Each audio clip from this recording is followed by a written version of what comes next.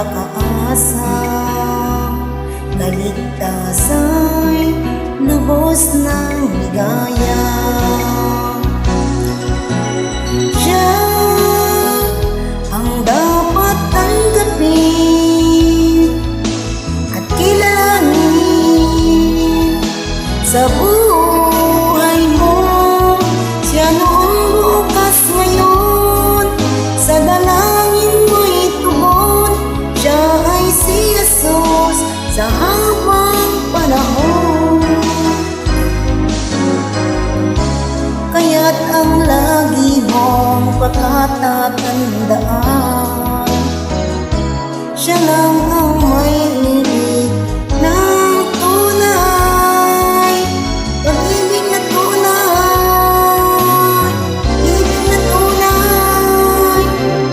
Siya ang dapat tanggapin at kilalanin sa buhay mo. Siya noong bukas ngayon, sa dalangin mo'y tugon. Siya ay si Jesus, siya ay si Jesus, siya ay si Jesus. Sa habang panahon